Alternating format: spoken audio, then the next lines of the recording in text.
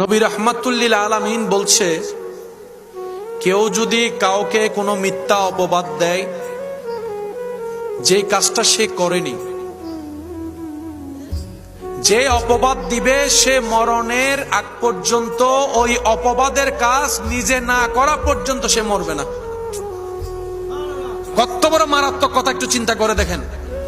আমি যদি কাউকে অপবাদ দিই, অমুক ব্যক্তি চুরি করেছে, কিন্তু তিনি চুরি করে, আল্লাহ আমার জীবনে এমন কাহিনী সাজাই দিবেন, জীবনে মরার আগে আমাকে চোর হতে হবে, চুরি করতে হবে, চুরি না করা পর্যন্ত আমার মরণ হবে না।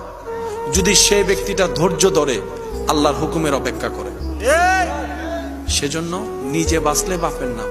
আর কয়দিন বাঁচবো একটু হিসাব করে দেখেন না। চোখটা বন্ধ করে দেখলে দেখবেন, এই তো স্কুল জীবন, এই তো প্রাইমারি স্কুলে যাওয়া, এই তো হাই স্কুলে যাওয়া, স্কুলের পোশাক পরা, সব চোখে ভাসবে। চোখে ভাসবে বন্ধুদের সাথে নিয়ে খেলা করা, চোখে ভাসবে নদীতে পুকুরে গোসল করার দৃশ্যটা, চোখে ভাসবে বৃষ্টিতে ভিজে ভিজে যাওয়া, চোখে ভাসবে আটানা 1 টাকার 2 টাকার নারিকেলের আইসক্রিম খাওয়া, দুধের আইসক্রিম খাওয়া। এই তো চোখে ভাসতেছে একটা একটা করে, চোখে ভাসতেছে ছোট্টবেলায় বল খেলা, ক্রিকেট খেলা।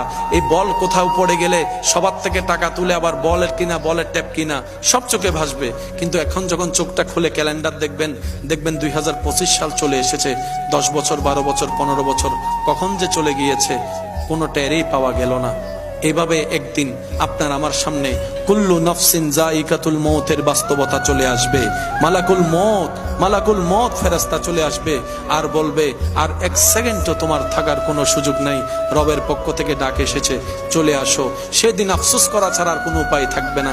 সেজন্য যা হয়েছে জীবন, অতীত তো পাল্টাতে পারবো না, কিন্তু আমাদের রব তো রহমান, আমাদের নবী তো রাহমাতুল লিল আলামিন, আমাদের জন্য একটা সুযোগ আছে। সেটা হচ্ছে মন থেকে নিজের কৃতকর্মের জন্য যে তওবা করবে, কান্নাকাটি করবে, অনুশোচনা করবে, নিজের ভুল রবের দরবারে স্বীকার করবে।